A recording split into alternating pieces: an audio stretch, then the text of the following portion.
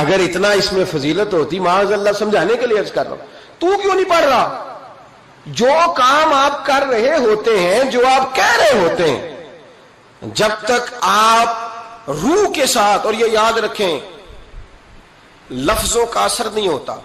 اقبال سے کہا کسی نے کہ یار میں بڑی تقریریں سنتا ہوں، فلانے کی بھی فلانے کی بھی فلانے کی بھی، سمجھ نہیں آتی، تو اقبال کہنے لگے جا کسی درد دل والے کے پاس جا کے بیٹھ، اور اس کے پاس جا کے بیٹھ جو تیرے سامنے لفظوں کا ہیر پھیر نہ کرے بلکہ اپنے اندر کا درد نکال کے تیرے آگے رکھے، جملوں کی کمی بیشی نہ کرے، الفاظ کا اتار چڑھاؤ نہ کرے، نعرے لگانے کے لیے اور نوٹوں کی جو ہے وہ واٹ کے لیے بات نہ کرے، بلکہ وہ ہم تو جائز ناجائز بھی نہیں دیکھتے، چلتا رہتا ہے سارا کچھ ہی، جا۔ اور پھر اقبال نے ایک فقرہ کہا جو بڑا خوبصورت ہے، اقبال کہنے لگے بات جو دل سے نکلتی ہے اثر رکھتی، بات جو دل سے نکلتی ہے اثر۔ اور اگلا فقرہ اس سے بھی کمال کہا، کہنے لگے پر نہیں طاقت پرواز مگر رکھتی ہے، اس کے پر نہیں ہوتے، وہ اڑتی نہیں، پر کوئی نہیں ہوتے، لیکن اللہ تعالیٰ اسے سارے زمانے میں عام کر دیتا ہے، وہ پرواز کرنے لگ جاتی ہے، پورے زمانے میں وہ ان لوگوں کے خیالات پھیل جاتے ہیں، ان کے نظریات پھیل جاتے ہیں۔ تو یاد رکھیں بچوں کو ہم لیکچر دیتے ہیں 1.5 گھنٹے کا، 2 گھنٹے کا، اس لیکچر کی بچوں کو ضرورت نہیں ہوتی۔ بچوں کو بات کرنی چاہیے 1-2، اور اس بات میں وزن ہونا چاہیے، اور آپ سب سے پہلے وہ جو آپ کہہ رہے ہو اس کا سب سے پہلے آپ نمونہ ہو، وہ چیز بچہ آپ کے کردار میں، آپ کی طبیعت میں وہ دیکھ چکا ہو۔ قرآن مجید سورہ لقمان کی آیت نمبر 17 ہے، حضرت لقمان اپنے بیٹے کو نصیحت کر رہے ہیں، باپ بیٹے کو نصیحت کر رہا تھا، باپ اپنے بیٹے کو سمجھا رہا تھا۔ میرے رب کریم کو باپ بیٹے کا سٹائل اتنا پسند آیا کہ اسے قرآن پاک میں بیان فرما دی ہے۔ کبھی باپ بیٹے کی گفتگو بھی کسی نے نقل کی ہے، باپ بیٹے کی گفتگو بھی کبھی کسی نے کتاب میں نوٹ کی ہے، لیکن مالک کو اتنا پسند آیا یارو، باتیں باپ بیٹے کی تھیں، اللہ نے قرآن پاک میں نازل فرما دی۔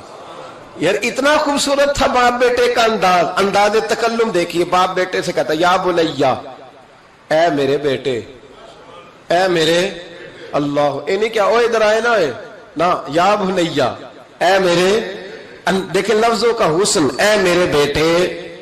اپنے حق میں قائل نہیں کیا کہ میں بوڑھا ہو گیا ہوں، بڑی محنت کی، اب تو پیسے کمایا کر، مجھے دیا کر، تجھے نہیں پتا ماں باپ کی۔ ہم سارا دیہڑی یہی ڈیوٹی کرتے ہیں، سارا دن یہی کام ہے کہ میری قدر کر، باقی سب ٹھیک ہے۔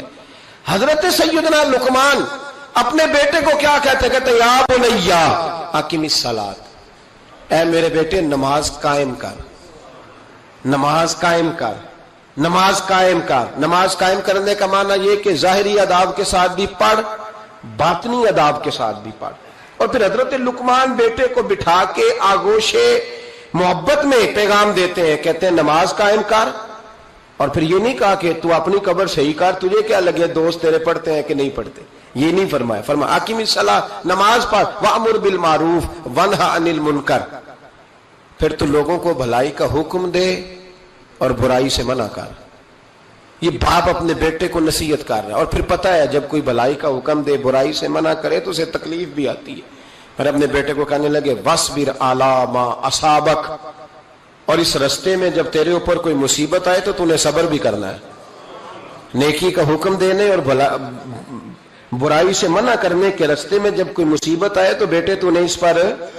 اور اب باپ اپنے بیٹے کو نصیحت کرتے ہیں، کہنے لگے بیٹے یہ تو ایسے نہ سمجھا کہ نماز پڑھنا کوئی عام کام ہے، ایسے ہی نہ سمجھنا کہ لوگوں کو بھلائی کا حکم دینا کوئی عام کام ہے، یہ عام کام نہیں۔ اِنَّ ذَلِكَ مِنْ عَزْمِ الْأُمُورِ، فرمایا یہ بڑے حوصلے والے کام ہیں، یہ بڑے حوصلے والے، بڑے ہمت والے کام ہیں جو میں تمہیں بتا رہا ہوں۔ باپ اپنے بیٹے کو یہ نصیحت کر رہا ہے۔ ملا جامی نے اس کو لکھا ہے، مولانا عبد الرحمان جامی کہتے ہیں سیدہ فاطمہ الزہرا کے پاس امام حسن اور حسین جب بھی جاتے تھے نا، بی بی صاحبہ یہ آیت پڑھ کے سناتی تھی، یہ آیت بی بی صاحبہ سناتی تھی کہ بیٹے نماز قائم رکھنی ہے، بھلائی کا حکم دینا ہے، برائی سے روکنا ہے، اور اس رستے میں جو مصیبت آئے گی اس پہ۔ اور ان ذالک من عزم الامور، بیٹے یہ معمولی کام نہیں، یہ بڑے عزم والے کام، یہ بڑے حوصلے والے۔ ماں جب ان لفظوں میں تربیت کرے، ماں جب کہے دیکھا نا میرے بھائی، ماں جب سچ کا درس دیتی ہے تو بچہ سچ ہی بولتا ہے. اور اگر اماں کہے کہ بیٹے میں بات کرنے لگی ہوں تیری دادی کو نہ پتا چلے، یہ پھپھی کے سامنے نہیں کرنی، بلکہ کئی دفعہ اماں کہے ابا آئے نا رات کو تو اس کو نہیں بتانا، اور پھر اماں ٹھیک 15 منٹ کے بعد کہ بیٹا ہمیشہ سچ ہی بولنا، تو سچ بولے گا. کیوں بولے؟ کیونکہ اس لیے کہ اماں نے اسے پہلے بتا دیا ہے کہ سچ یہ بات کرنی نہیں کسی سے، میں کر رہی ہوں پر تو نے کسی سے نہیں کرنی. تو آپ نے 3 لیکچر تو اس کو جھوٹ کے دے دیے. اب اگر آپ اسے کہیں سچ بول تو وہ بولے گا. آپ نے خود کہا کہ بیٹے یہ ٹیلی فون اٹھا، اس بندے کے پیسے دینے، اس فون سن، اس کو کہنا کہ میرے ابا جی فون گھر میں بھول گئے. پھر دروازے پہ دستک ہوئی، آپ اندر بیٹھے تھے، بچے سے کہا کہ جا کے باہر کہہ دو کہ ابا جی گھر میں موجود ہے. پھر آپ نے ٹھیک 1 گھنٹے کے بعد اس کو سچ کا لیکچر دینا شروع کر دیا. بولے گا سچ؟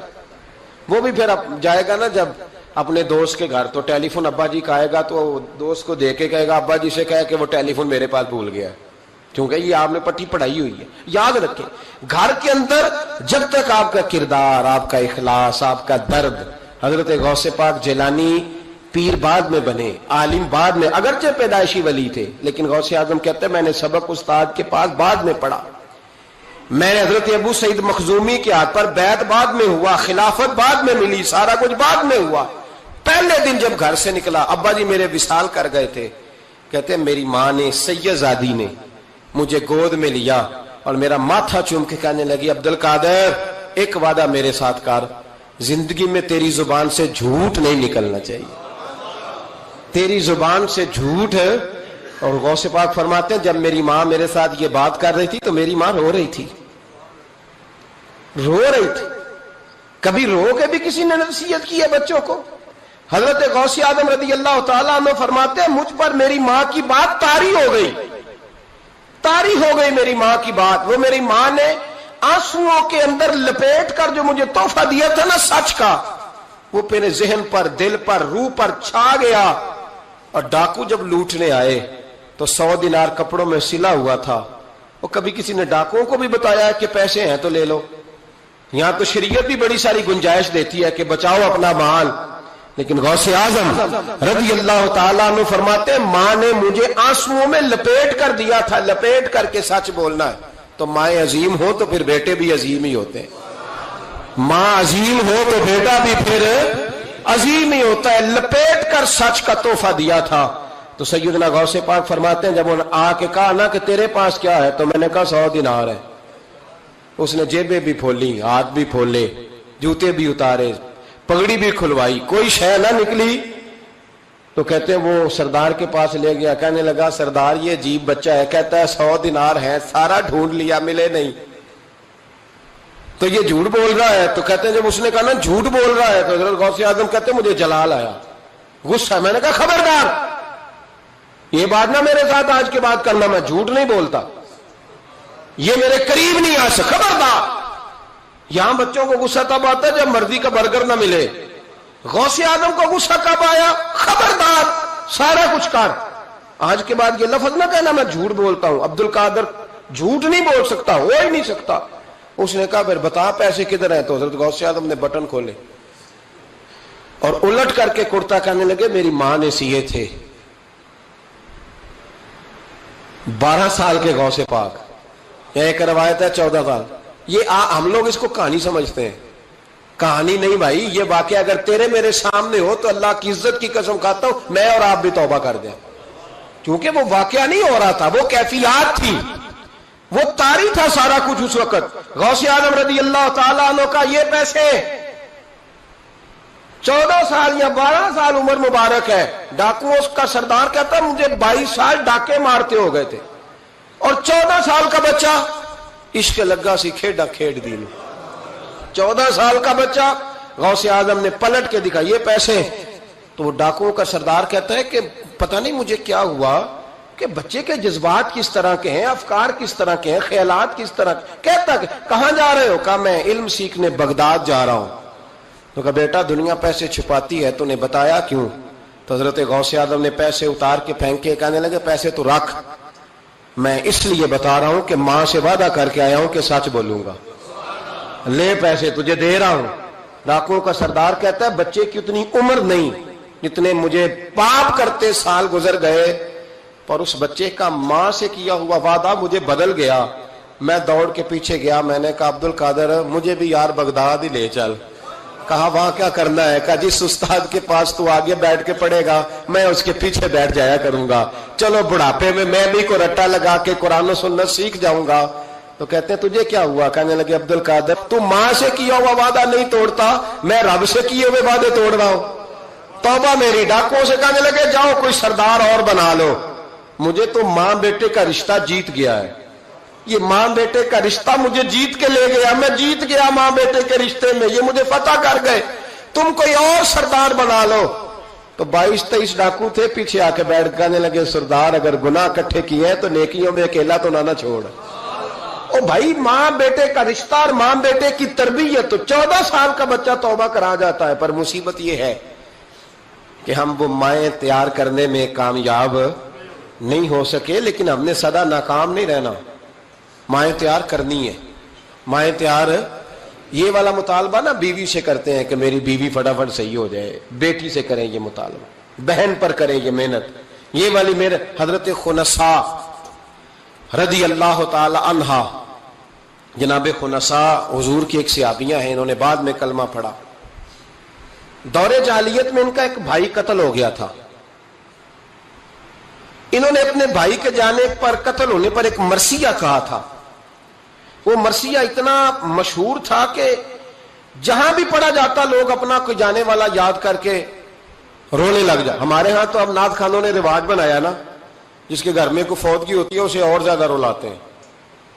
میاں صاحب تو شعر لکھ گئے تھے، کوئی یہ تو نہیں انہوں نے کہا تھا کہ سارے کلاتے ہی پڑے اجے. انہوں نے تو شعر لکھا تھا نا، باپ مرے تے سر ننگا ہوندا تے پائی مرن تے کنڈ خالی تے ماما بعد محمد بخشا کون کرے رکھوالی. اب اس کو پتا ہے اس پہ روئیں گے بھی زیادہ، نوٹ بھی زیادہ دیں گے، تو ہر جگہ جا کے نا بات یہی چھیڑ دیتا ہے. اب وہ بیچارے بچے پہلے سے زیادہ روتے ہیں، تڑپتے ہیں. حالانکہ حکم یہ تھا کہ جب کسی جاؤ نا فوتگی پہ تو ان کو رلانا نہیں بلکہ ان کو حوصلہ دینا ہے. نعت خانوں کی بات ہوئی ہے تو آپ نے بڑا غور سے دیکھا ہے میری طرف، میں اور آپ بھی ایسے ہی کرتے ہیں. وہ جائیں گے نا تو پوچھیں گے یہ بچہ اس کا، یہ جو فوت ہو اس کا یہ بچہ، او ہو بیچارہ دیکھو نا چھوٹا سا تھا، ماں چلی گئی. بڑا مشکل ہے یتیموں کے لیے. تو یتیم چارہ نفسیاتی مریض بن جاتا ہے. وہ کہتا ہے بالکل چاچا صحیح کہہ رہا ہے، یتیموں کے بڑے برے حال ہوتے ہیں. اس طرح کر کے ہم نفسیات کمزور کرتے ہیں بچوں کی. حالانکہ بتانا چاہیے بیٹے فکر نہ کر، میرے نبی پاک بھی تو یتیم ہی پیدا ہوئے تھے نا، تو سارے یتیموں پر حضور کا سایہ ہے. بجائے حوصلے دینے کے ہم اور کمزور کرتے ہیں، اور زیادہ کمزور کرتے ہیں، اور زیادہ لوگوں کو تکلیف دیتے ہیں. تو قصیدہ جناب خنساء رضی اللہ تعالیٰ عنہ کا بڑا مشہور تھا. عربی قصیدہ لکھا تھا انہوں نے. کسی کے ہاں بھی کوئی انتقال کر جاتا تو ان کا وہ عربی قصیدہ پڑھا جاتا، اور جب وہ قصیدہ پڑھا جاتا تو لوگ دھاڑے مار مار کے روتے، دھاڑے مار مار. حالانکہ رونا رلانا اتنا اہم کام نہیں جتنا کسی کے دل کو تسلی دے دینا اہم کام ہے. جتنا کسی کی اشک شوئی، اشک آنسو نکالنا تو جرم ہے، آنسو پوچھنا ثواب ہے. یہاں لوگ رلانے کی ڈیوٹی کرتے ہیں، آنسو پوچھنے کی ڈیوٹی نہیں کرتے. حضرت جناب سیدنا خنساء رضی اللہ تعالی عنہ، آپ کا وہ قصیدہ پڑھا جاتا لوگ دھاڑے مار مار کے روتے. یہ وہی خنساء تھیں کہ جنگ احد سے کچھ مہینے پہلے کلمہ پڑھ کے مسلمان ہو گئی. یہ وہ بی بی مشہور شاعرہ جن کا قصیدہ رونے رلانے کے لیے پڑھا جاتا ہے. ان کے 4 بیٹے جوان تھے.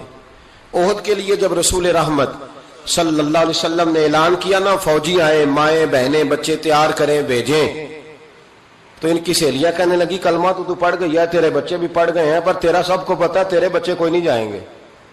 اس لیے کہ ایک بھائی کے جانے پر تو نے قصیدہ لکھا ہے تو آج تک پڑھا جا رہا ہے، تو 4 بچے کیسے تیرا نہیں جاتا. جناب خنساء چوپ ہیں. جب جنگ احد کے لیے سپاہی اور مجاہد نکلنے لگے تو 4 بیٹے لے کے چوک میں آ گئی. وہ بی بی جس کا رونا دھونا مشہور تھا، وہ اپنے بچوں کو چوک میں کھڑا کر کے ادھر دیکھو، قسم ہے مجھے اللہ کی عزت کی، میں نے تمہارے باپ کے ساتھ، یہ ماں لیکچر دے رہی ہے اور چوک میں دے رہی ہے تاکہ دنیا کو پتہ چل جائے. جناب خنساء کا خطبہ مدینے کے چوک میں، کہنے لگی مجھے اللہ کی عزت کی قسم، میں نے جاہلیت کے زمانے میں بھی تمہارے باپ کے بستر کو کبھی ناپاک نہیں کیا، کبھی ناپاک نہیں کیا. میں نے طیب اور طاہر بچے پیدا کیے، اور میں نے تمہیں اپنے سینے سے اپنے وجود کی خوراک تمہیں دی، دودھ پلایا۔ میرے بچوں، سارا زمانہ جانتا ہے کہ میں کسی کی جدائی نہیں سہ سکتی۔ میرا بھائی گیا تھا تو میرا قصیدہ ضرب المثل بن گیا، دنیا پڑھتی ہے، پر اب سنو، اب میں مسلمان ہوں، اب میں رسول پاک کا کلمہ پڑھتی ہوں۔ یاد رکھنا، جب میدان میں تیر چلے نا اور تلواریں چمکے اور نیزے برسے تو سب سے پہلے زخم میرے بچوں کو آنے چاہیے۔ بچوں کی تربیت ماں کر رہی ہے، پہلا زخم تمہیں لگے، اور پھر کہنے لگی اگر میرا دودھ پیا نا تو پھر یاد رکھنا کوئی ایک تیر بھی تمہاری پشت پہ نہیں ہونا چاہیے، جتنے بھی کھانا سینے پہ کھا کے آنا۔ کوئی مجھے یہ نہ کہے تیرے بچے بھاگ گئے تھے اور پشت پہ انہوں نے تلواریں کھائی اور زخم کھائے، اور لوگ خبردار سینے پہ تیر کھانا، خبردار جرت کا مظاہرہ کرنا۔ یہ خطبہ دے کے جناب خنساء اندر چلی گئیں، لوگ کہتے ہیں حیران رہ گئے۔ مزے کی بات یہ تھی، پھر بھی بیویاں کہنے لگی خطبہ تو دے دیا ہے، دعا کرو اس کا کوئی بچہ شہید نہ ہو جائے، بڑے سخت قصیدے لکھتی ہے، شہید نہ ہو جائے، دعا کرو۔ لیکن اللہ بڑا ہی بے نیاز ہے، ان کے چاروں بچے شہید ہو گئے، چاروں۔ 18 زخم تھے بچوں کے پر، تھے سارے سینے پہ، 18 گھاؤ تھے تلواروں کے پر، سارے سینے پہ۔ میرے محبوب بہت سے واپس آئے۔ او بھائی، 4 بیٹے جس ماں کے چلے جائیں، اس ماں کو تسلی کون دے؟ جناب خنساء آ کے کھڑی ہوئی تو صحابہ کہتے ہیں ہمارا خیال تھا کوئی درد والا شعر پڑے گی، رلا دے گی دنیا کو، لیکن میرے حبیب پاک نظر اٹھائی، کہا خنساء تجھے پتا ہوگا تیرے 4 بیٹے شہید ہو گئے۔ کہنے لگی حضور یہی تو دکھ ہے۔ جب کہا نا یہی دکھ ہے تو کان کھڑے ہو گئے لوگوں، حضور یہی تو دکھ ہے، یہی تو پریشانی ہے۔ محبوب نے فرمایا کیا پریشانی ہے؟ کہنے لگی حضور یہی تو پریشانی ہے، میرے 4 تھے، دل کرتا ہے میرے 14 ہوتے۔ حضور یہی تو دکھ ہے، 4 تھے، دل کرتا ہے 400 ہوتا۔ 4 کروں تیرے نام پہ جان فدا، نام بس ایک جان 2 جہاں فدا۔ سونیا میرا 2 جہاں سے بھی نہیں جی بھرا، میں کروں کیا کروڑوں جہاں نہیں۔ کہ حضور 4 تھے، اور پھر مسجد نبی آج بھی اس ماں کی جرت کی گواہ ہے کہ ماں پوچھنے لگی سونیا میں یہ نہیں پوچھنے آئی کہ میرا کوئی بچہ ہے کہ نہیں، یہ پوچھنے آئی ہوں کہ میرے بیٹوں نے کوئی پشت پہ زخم تو نہیں کھایا؟ حضور کوئی پشت پہ زخم تو نہیں کھایا میرے بچوں نے؟ کوئی پشت پہ زخم؟ تو رسول پاک نے فرمایا خنساء تیری جرت کو اللہ قبول فرمائے، تیرے بچوں نے جتنے بھی زخم کھائے ہیں سینوں پہ کھائے۔ میں نے کہا مائیں عظیم ہو تو بچے بھی عظیم ہوتے ہیں، اور اگر ماں کسی کے سائے کا اندھیرا دیکھ کے ڈر جائے تو بچوں میں جرت کیسے آئے گی؟ بچے کربلا کے میدان میں کیسے جائیں گے؟ بچے اس طرح میدانوں میں کئی دفعہ کہہ چکا ہوں، لیکن پھر آج میرا دل کرتا ہے پھر بات کروں۔ حضرت عبداللہ بن زبیر، حضرت ابو بکر صدیق کے نواسے، نبی پاک صلی اللہ علیہ وسلم کی پھپھی کے پوتے جناب زبیر بن عوام، عشرہ مبشرہ صحابی، ان کے بیٹے حضرت اسماء جناب صدیق اکبر کی بڑی بیٹی کے بیٹے جناب عبداللہ بن زبیر، امام حسین کے بعد نکل آئے میدان میں نکلے جناب عبداللہ بن زبیر۔ حجاج بن یوسف مقابلے میں بھیجا گیا، اللہ کی قدرت کے اگرچہ پہلے جب لڑائیاں ہوئی تو یہ کامیاب ہوئے، ہر میدان میں بڑے بہادر تھے، مکے اور مدینے کے لوگوں نے ان کے ہاتھ پر بیعت بھی کر لی، انہیں خلیفہ بھی مان لیا، لیکن حجاج بن یوسف جب آیا تو وہ تگڑی فوج لے کے آیا، کچھ ان کے ساتھی شہید ہو گئے، کچھ پسپا ہو گئے۔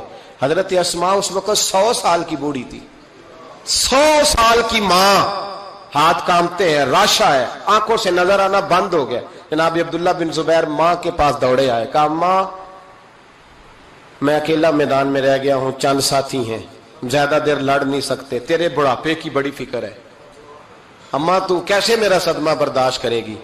ماں مجھے بتا جہاد میں رہوں یا تیری خدمت کے لیے آ جاؤں؟ تو ماں کہنے لگی عبداللہ تو میری فکر نہ کر، پہلے یہ بتا تو حق پہ ہے کہ نہیں؟ ماں کا جملہ کہتے رانائی اور ولولہ اور جہاد کا جذبہ لکھا، پہلے بتا سچا ہے کہ جھوٹا؟ جناب عبداللہ بن زبیر کہنے لگے ماں مجھے مصطفیٰ کریم کی نبوت کی قسم، اللہ کی عزت کی قسم، بالکل سچا ہوں۔ تو کہا بیٹے پھر میدان میں رہنا، چھوڑ کے نہ آنا، کوئی مجھے تانا نہ دے کہ میں بزدل کی ماں ہوں، دیکھ مجھے تانے سے بچانا، کوئی یہ نہ کہ بزدل کی ماں، میدان میں رہنا، میدان میں۔ تو حضرت عبداللہ بن زبیر کہنے لگے اماں یہ بڑا ظالم آدمی ہے جو میرے مقابلے میں آیا ہے، سنا ہے قتل کرنے کے بعد ناک کاٹ ڈالتا ہے، آنکھیں نکال ڈالتا ہے، وجود کی بوٹیاں کر دیتا ہے۔ 100 سال کی ماں، 100 سال کی ماں لاٹھی کا سہارا لے کے کھڑی ہوگی اور زمین پہ لاٹھی مار کے کہنے لگی عبداللہ چل میدان میں۔ بیٹے بکرے کو صرف ذبح ہوتے وقت تکلیف ہوتی ہے، کھال اترتے وقت تکلیف نہیں ہوتی، پھر اس کی بوٹیاں کی جائیں تو اسے تکلیف۔ چل بیٹا میدان میں رہنا اور دیکھنا میں تجھے سلوٹ کروں گی۔ حضرت عبداللہ بن زبیر میدان میں گئے، شہید کیے گئے۔ مکہ المکرمہ کے چوک میں جنت المعلا جہاں آج قبرستان ہے اس کے چوک میں آپ کی لاش کو لٹکایا گیا۔ میں پہلے بھی بات کر چکا ہوں، آج عنوان آ گیا تو اشارہ کرنا ہے۔ ایک دن حضرت اسماء گزری، 14 دن ہو گئے لٹکے ہوئے، تو ایک شخص ان کے کان میں کہنے لگا اماں ابھی تک تیرا بچہ لٹکا ہے، حجاج نے دفن نہیں ہونے دیا۔ تو جناب اسماء نے پیچھے آواز دی اور اس زور سے بول کے کہنے لگی لٹکا رہنے دو، یہ بچپن سے ہی گھوڑ سواری کا بڑا شوقین ہے، بچپن سے ہی گھوڑوں پہ رہتا تھا۔ شاہ سوار گھوڑوں پہ رہتے ہیں، شاہ سوار زمین پہ نہیں ہوتے، گھوڑوں پہ ہوتے۔ لٹکا بچپن سے ہی بڑا گھوڑ سوار تھا، بڑا شوقین تھا، کوئی حرج نہیں۔ 14 دن لٹکے رہے لیکن لاش سے بدبو نہیں آئی، دور دور تک خوشبوئیں پھیلی ہوئی تھی۔ لوگوں نے کہا اسماء تیرے بیٹے کے وجود سے خوشبو بڑی آتی ہے۔ کہنے لگی جب پیدا ہوا تھا نا پہلے دن اس کے نانا ابو بکر صدیق اٹھا کے مصطفیٰ کی بارگاہ میں لے گئے تھے، نبی پاک نے کھجور چبا کے گٹی دی تھی میرے بیٹے کو۔ کہنے لگی اس کے وجود سے بدبو آ سکتی ہے جس کو پہلی خوراک محمد عربی کا لعاب دہن دیا گیا ہو، اس کے وجود سے بدبو ہے، لعاب دہن شامل ہے، اس کی تو نسلوں سے بھی خوشبو آتی رہے گی۔ تو مائیں جب عظیم ہوتی تھی تو بیٹے بھی۔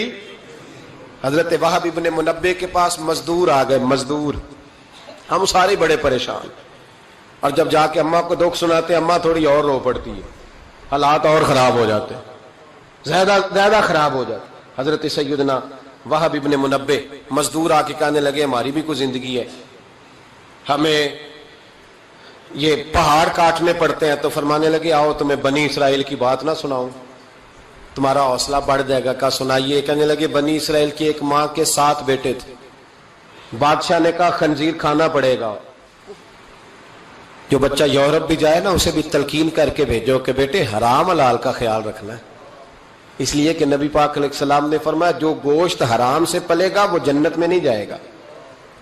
تو کسی کا دل کرتا ہے اس کا بیٹا جہنم میں جائے؟ کہا خنزیر کھانا ہے، خنزیر۔ یہاں لوگ مسئلہ پوچھتے ہیں فون کر کے کہ صاحب مجبوری ہے، اب ہم نے یہاں یورپ میں آ کے سٹور بنایا تو شراب تو رکھنی پڑے گی، تو میں کہتا ہوں واپس آ جاؤ اچار سے روٹی کھانا، شراب بیچنے کی مجبوری میں بھی اجازت نہیں، مجبوری میں بھی شراب کا دھندا کرنے کی اجازت۔ آ جاؤ اچار ڈال لو۔ میری اماں تو کہا کرتی تھی کہ گرمیوں میں اچار ڈال لو اور بڑولے میں گندم ڈال لو، پھر خیر صلی اللہ سارے سال کی۔ تو آؤ اچار ڈالو، گندم ڈالو، گزارا صحیح ہوگا، کوئی حرج نہیں، لیکن شراب بیچنے کی مجبوری میں بھی اجازت۔ بول کے بتائیں، بول کے گواہی دیں، شراب بیچنے کی مجبوری میں بھی اجازت ہے؟ بالکل اجازت نہیں، قطعاً اجازت نہیں۔ تو وہب ابن منبع کہنے لگے کہ ماں کو کہا گیا کہ خنزیر کا گوشت تیرے بچے نہیں کھاتے تو فساد برپا ہوتا ہے ملک کے اندر۔ بادشاہ کافر تھا تو خنزیر کھانا پڑے گا، تو ماں کہنے لگی یہ نہیں کھائیں گے۔ تو بادشاہ نے ماں کی آنکھوں کے سامنے بڑا بیٹا قتل کیا، پھر چھوٹا قتل کیا۔ وہب ابن منبع کہتے ہیں بنی اسرائیل کی اس بی بی کے سامنے 6 بیٹے قتل ہوئے، 6 بیٹے صرف کس بات پر کہ خنزیر کا گوشت کھانا ہے۔ تو ماں نے کہا نہیں، میں اپنے بچوں کو حرام کھانے کی اجازت، حالانکہ شرعی مسئلہ ہے، جان بچانے کے لیے گنجائش ہے، لیکن جو ڈٹ جائے گا وہ بڑا شہید ہوگا، اس کا درجہ پھر بڑا ہوگا۔ 7ویں بیٹے کی باری آئی تو ماں کی آنکھوں میں آنسو ٹپکے، 6 بیٹے قتل ہوئے تو اماں روئی بھی نہیں۔ وہب ابن منبع کہتے بادشاہ کہنے لگا کہ اب نرم ہو گئی ہے، 6 بیٹے اکٹھے قتل ہو گئے، کہنے لگا اس کو سائڈ پہ جا کے سمجھا لے، ہے بھی چھوٹا، اگر یہ کھا لے گا گوشت خنزیر کا معاذ اللہ تو میں چھوڑ دوں گا، کم از کم تیرے بڑھاپے کا ایک سہارا تو رہ جائے گا۔ تو اماں بیٹے کو کونے میں لے گئی، جا کہنے لگی بیٹا ماں ہوں نا، ایک آنسو نکل آیا، کیا کروں، مجبور ہوں، لیکن یاد رکھنا اگر میرا دودھ پیا تو میں نے تمہیں حلال کا دودھ پلایا ہے، حرام کا لقمہ نہیں جانا چاہیے. ماں مسکراتی ہوئی بچے کو لے کے آئی تو بادشاہ کہنے لگا سمجھا دیا. کہنے لگی سمجھا دیا, وہی کرے گا جو میں نے کہہ دیا ہے, وہی کرے گا جو میں نے. تو بادشاہ نے گوشت رکھا خنزیر کا لا کے سامنے, تو بچے نے اٹھا کے گوشت بادشاہ کے منہ پہ پٹکا اور پٹک کے کہنے لگا ہمیں کمزور سمجھتا ہے, جو خدا کی توحید والے ہو وہ کمزور نہیں پڑا کرتے. کہا یہ سمجھایا تھا, کہا نہیں سمجھایا تو ذرا زیادہ تھا پر اس کے ہاتھ ہی صرف پلیٹ آئی ہے. سمجھایا تو ذرا زیادہ تھا پر صرف جو چیز ہتھے آنی تھی وہی مارنی تھی نا, تلوار اس کے قبضے میں تھی نہیں ورنہ تیری گردن اتار دیتا.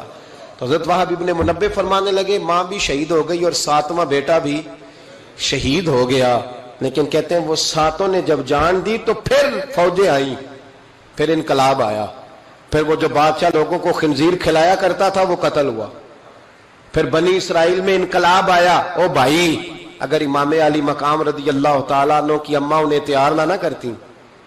یہ دیکھیں نا, میں اپنی بات نہیں کرتا, علامہ اقبال کہتے ہیں لوگ, اقبال کہتے ہیں فارسی کلام اقبال کا اسرار بے خودی, اقبال کہنے لگے میرے پاس لوگ آ کے کہتے ہیں حسین کے خون میں بڑا کمال ہے, تو میں کہتا ہوں نہیں, فاطمہ کے دودھ میں بڑی تاثیر ہے. کہتے ہیں لوگ مجھ سے آ کے کہنے لگے کہ حسین کا حوصلہ بڑا ہے, تو میں نے کہا نہیں, فاطمہ رضی اللہ تعالیٰ عنہ کی تربیت ہی بڑی شاندار ہے, بڑی شاندار تربیت ہے. ماں فاطمہ ہو اور بیٹے حسن اور حسین نہ ہو تو یہ کیسے ہو سکتا ہے؟ یہ دلیری ہے, یہ ہمت ماں کی دی ہوئی, ماں کا دیا ہوا حوصلہ جو میدان کربلا میں لا کے کھڑا کیا. ایک بزرگ گزرے سفیان بن عینیہ, ان کی اماں نے نا اپنے بچے کو کہا جا دین سیکھ, بہت بڑے محدث ہیں. کہتے میں غریب تھا, میری ماں نے جب استاد کے پاس بھیجا تو کہنے لگے بیٹے اپنے استاد سے نا سبق بعد میں پڑھنا, استاد کی نوکری پہلے کرنا اور دیکھنا خدمت کرنا. ہمارے استاد تھے, بزرگ تھے, سید مراتب علی شاہ صاحب, تو حضرت محدث اعظم پاکستان مولانا سردار احمد صاحب رحمۃ اللہ علیہ کے وہ شاگرد تھے. اب تو ہر بچے کو شکایت ہے نا استاد کام بڑا کراتے ہیں. جی مجھے کل بھی انہوں نے بھیجا تھا, 2 فوٹو کاپیاں کرا کے لے آؤں, اسکول سے گیا تھا میں, موٹر سائیکل پہ گیا, 2 فوٹو کاپیاں پوری کرائی ہیں مجھ سے, حالانکہ پیسے بھی انہوں نے دیے, پھر بھی بڑا کام کراتے ہیں, استاد کے پاس نہیں پڑھنا. سید مراتب شاہ صاحب فرماتے ہیں کہ میں چھٹی آیا, چھٹیاں ہوتی تھی شعبان میں, تو میرے والد سید غلام حسین شاہ صاحب رحمۃ اللہ تعالیٰ علیہ کہنے لگے مراتب علی آ گئے ہو؟ میں نے کہا حضور مدرسے میں چھٹیاں ہو گئی. تو کہنے لگے تیرے استاد کو بھی چھٹیاں ہو گئی ہیں؟ کہا نہیں حضور وہ تو گھر ہی ہیں. تو کہنے لگے سارے شاگرد آ گئے؟ کہا ہاں. کہنے لگے بیٹے تو واپس جا کے ان کی خدمت کر, ان کی ڈیوٹی کر, اس لیے کہ تو ان کی ڈیوٹی کرے گا نا تو جو دعا تجھے وہ ملے گی نا, وہ دعا تیرے علم کو تیرے حق میں نفع بخش کر دے گی. حضرت سفیان بن عینیہ والدہ کہنے لگی بیٹا دین پڑھنا؟ کہا ہاں. تو کہتے ہیں اماں نے خود پگڑی باندھی میرے سر پہ, علماء والا لباس پہنایا. کہنے لگی پہلے استاد سے اخلاق آداب سیکھنا, پھر علم سیکھنا. اور میری ماں کہنے لگی بیٹا ایک لفظ بیچ کر بھی دین کا دنیا نہ کمانا. تو میں نے کہا اماں میں کھاؤں گا کیسے؟ تو کہتے ہیں میری اماں نے نا چرخے کے اوپر چادر دی ہوئی تھی, وہ چادر اتار دی. کہنے لگی بیٹا جب تک میری ہمت ہے میں چرخہ چلاتی رہوں گی, تیرے خرچے پورے ہوتے رہیں گے. تو کہتے ہیں ساری زندگی حضرت سفیان بن عینیہ کہتے ہیں ماں نے چرخہ کاتا اور میں نے رسول اللہ کا دین پڑھا اور دین پڑھایا. کچھ چیزیں ایسی ہوتی ہیں جو کہتی ہیں کہ آج چھٹی نہیں کرنی, آج دور تک چلنا ہے. کچھ مضمون بھی جمعے کے ایسے ہوتے ہیں جو کہتے ہیں مجھے ختم نہیں کرنا, باتیں ذرا لمبی چلنی چاہیے. میں آپ کا لحاظ کرتا ہوں, میرے سجن بڑے سیانے, میرے سامنے گھڑی لگائی ہے انہوں نے, سمجھدار لوگ اس طرح کے کام کرتے ہیں نا جی. ایک دن میں نے یہ بھی دیکھا کہ اس گھڑی میں اور اس گھڑی میں تھوڑا فرق ہے, وہ 2-3 منٹ آگے ہے. کبھی کبھی یہ پیار کے ساتھ نا معاملات ہوتے رہتے ہیں, لیکن الحمدللہ یہ واحد مسجد ہے جس میں کوئی بندہ گھڑی نہیں دکھاتا.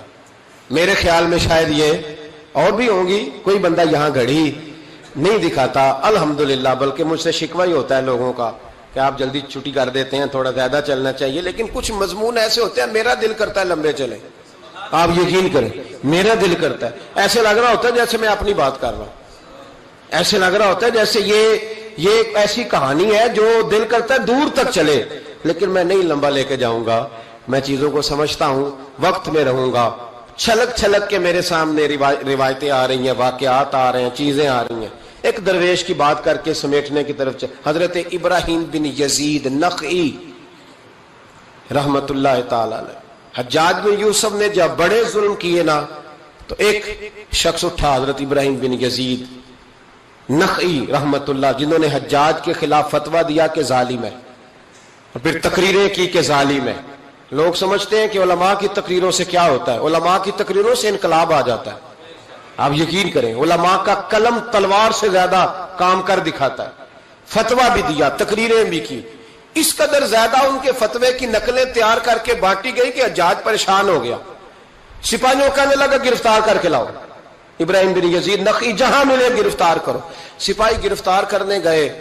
علماء اور مشائخ سے جو لوگ پیار کرتے ہیں نا، وہ روح کی گہرائیوں سے پیار کرتے ہیں، جانے دیتے ہیں اپنے بزرگوں کے ناموں پر۔ لوگ ان کو اٹھا کے لے گئے، کہا بابا جی ہم حفاظت کریں گے، دور ان کو کہیں چھپا دیا۔ فتویٰ ان کا دھڑا دھڑ چل رہا ہے، اور بھی کوئی بات وہ کرتا تو آپ فتویٰ دیتے، وہ چھپ جاتا، وہ چھپ کے اپنی ڈیوٹی کر رہے ہیں، اور ایک کونے میں بیٹھے ہیں مورچے میں، پھر بھی ان کا جو نظام ہے وہ پورا عروج پہ ہے، حجاج کی کرسی کانپ رہی ہے۔ حجاج نے ایک دن بلایا، کہنے لگا جو سپاہی ان کو گرفتار کرے گا نا، ایک سپاہی کو 1,500 دینار دوں گا، اس کو مکان دوں گا، جائیدادیں دوں گا، 1,500 ماہانہ اس کو تنخواہ ملے گی ساری زندگی، گرفتار کرو۔ اب وہ سپاہی گلیوں میں گھومنے لگے، کسی طریقے بابا پکڑا جائے، لیکن نہ پکڑے گئے۔ ایک دن ایک بزرگ تھے، ان کا نام بھی ابراہیم بن یزید تھا، لیکن وہ ابراہیم بن یزید نخعی تھے، یہ ابراہیم بن یزید تیمی تھے، یہ علاقہ تیم کے رہنے والے، عمر بھی تقریباً ایک جیسی تھی، محلہ بھی ایک تھا۔ تو وہ دروازے پہ نماز پڑھ کے باہر نکلے تو انہیں پتا ہے کہ لوگ ابراہیم بن یزید، پتا ہے انہیں۔ کہا تمہارا نام کیا ہے؟ کہنے لگے ابراہیم۔ والد کا نام کا یزید۔ ابراہیم بن یزید کہا اٹھاؤ بھائی، خوشی کی انتہا نہ رہی، پکڑا لے گئے، رستے میں بھی مارا، تھانے لے جا کے، جیل لے جا کے بھی مارا، اتنا مارا کہ بزرگوں کا رنگ بدل گیا، منہ اور ناک سے خون آنے لگا۔ جا کے حجاج کو کہا تیرا مجرم ابراہیم بن یزید پکڑا گیا۔ حجاج نے بڑے انعامات دیے، تنخواہیں ہمیشہ کے لیے لگ گئیں، پلاٹ نام ہو گئے۔ انہوں نے بتایا نہیں کہ میں تیمی ہوں، نخعی نہیں۔ مار کھاتے رہے، جیل میں رہے۔ اب فوجیں چپ کر کے بیٹھ گئیں، ان کا جو فتویٰ تھا وہ زیادہ پھیلنے لگ گیا، کیونکہ اب ان کی تلاش ختم ہو گئی، خطرہ ختم ہو گیا، کام وہ زیادہ کرنے لگ گئے۔ یہاں یہ گرفتار ہو گئے، حالات بڑے کٹھن ہوئے۔ کچھ علاقوں میں کچھ جیلیں سخت ہوتی ہیں۔ حجاج بن یوسف نے دماس نام کی جیل بنائی ہوئی، اس جیل میں جناب ابراہیم بن یزید تیمی کو ڈال دیا۔ آپ کی عمر 60 سال تھی، ماں کی عمر 90 سال تھی۔ ماں بیٹا ڈھونڈنے لگی، ڈھونڈتے ڈھونڈتے ڈھونڈتے ڈھونڈتے کسی نے بتایا کہ وہ ابراہیم نخعی کے دھوکے میں تیرے بیٹے کو لے گئے۔ ماں جیل پہنچی، بیٹا ماں سے جب ملا تو بیٹا قدموں میں گرا، چہرہ دیکھ کے ماں کا کلیجہ پھٹ آیا، اتنے زخم میرے بیٹے کے وجود پر۔ کہا بیٹا، انہیں بتایا کیوں نہیں کہ تو تیمی ہے، نخعی نہیں، بتایا کیوں نہیں؟ تو جناب ابراہیم تیمی نے ماں کے منہ پہ ہاتھ رکھا، اماں چپ کر جا، میں ایک جاہل آدمی ہوں، میرے وجود سے امت کا فائدہ کوئی نہیں، وہ رسول اللہ کے دین کا چمکتا ہوا چراغ ہے۔ اماں ان کی وجہ سے کتنے سینے روشن ہیں، کتنے دلوں میں ایمان کی تازگی ہے، کتنی آنکھوں میں رسول اللہ کی محبت کا نور ہے۔ اماں ابراہیم بن یزید نخعی کی وجہ سے ظالم کانپ رہے ہیں، ڈر رہے ہیں، اور مظلوم اٹھتے ہیں کہ ہمارا بھی کوئی ہے نام لینے والا۔ اماں نہ، میری وجہ سے اگر وہ بچ سکتے ہیں تو میں کہیں جانے دینے کو تیار ہوں، مہربانی کر اماں، تو نے نہیں کہنا، تو نے کسی کو بتانا نہیں۔ ماں کہنے لگی بیٹا تو نبی پاک کے دین کے غلام پر جان دینے لگا؟ کہا ہاں۔ اماں کہنے لگی پھر میں کسی کو بتاؤں گی نہیں، بلکہ میں تیرے حوصلے کی دعا مانگوں گی۔ اور ماں کہنے لگی بیٹا اگر قیامت کے دن اللہ نے مجھ سے پوچھا نا کہ تیرے بیٹے نے تیرے حق ادا کیے کہ نہیں کیے، تو میں کہوں گی مالک میں اپنے بیٹے سے بڑی راضی ہوں، اور اللہ میرے بیٹے کو بغیر حساب کتاب جنت دے، میں تیرے لیے دعائیں مانگوں۔ ماں تسلی دے کے بیٹے کو گھر آ گئی۔ حضرت ابراہیم تیمی کو اتنا مارا کہ 3 دن کے بعد جیل میں شہید ہو گئے۔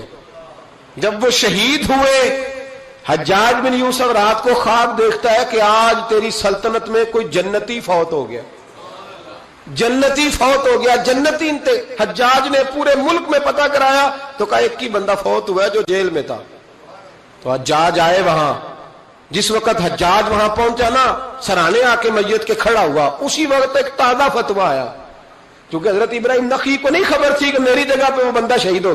تازہ فتویٰ آیا کہ سنا ہے آج صبح ایک اور بندہ اس کے تشدد سے قتل ہو گیا, مسلمانوں پہ ضروری ہے اس ظالم کے خلاف اٹھیں. جب فتویٰ پڑھا تو نیچے دستخط تھے.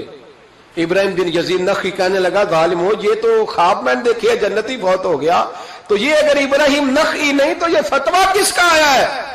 تو لوگوں نے کہا حضور پہلے بھی ہمیں کسی نے بتایا تھا یہ تیمی ہے نخعی نہیں. یہ بولے نہیں, ان کے نام پہ جان دے گئے. کہنے لگا پھر پکڑو ابراہیم نخعی کو. تو حضرت سعید بن جبیر پیچھے کھڑے تھے, کندھے پہ ہاتھ رکھ کہنے لگے حجاج بس کر, اب ان کے پیچھے فوجیں نہ دوڑانا. جن کے نام پر جان دینے والے جنتی ہیں اس بزرگ کی اپنی شان کتنی ہوگی, اس کے حصے پہ جو جان دے گیا جب اس کے لیے تجھے جنتی کی خواب آئی ہے. حضرت ابراہیم بن یزید نخعی ان کے بعد ایک عرصے تک زندہ رہے. تو آپ جب ہاتھ اٹھاتے تھے دعا پتہ کیا کرتے تھے؟ کہتے تھے یا اللہ ابراہیم تیمی کی ماں پہ رحم فرما, ابراہیم تیمی کی ماں پہ رحم فرما. تو لوگ کہتے حضور جان بیٹے نے دی اور دعا ماں کے لیے. فرمانے لگے جان بیٹے نے دیا پر حوصلہ اس کی اماں نے دیا ہے.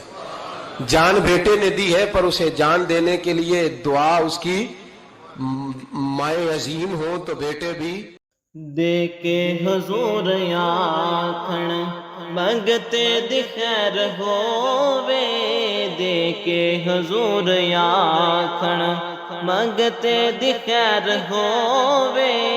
منگتا کبے سخی دے, منگتا کبے سخی دے, بوہے دی خیر ہووے. دے کے حضور آکھن منگتے دی خیر ہووے. دے کے حضور آکھن اور جنت بڑی جگہ لگیا جڑی جگہ تے, جنت بڑی جگہ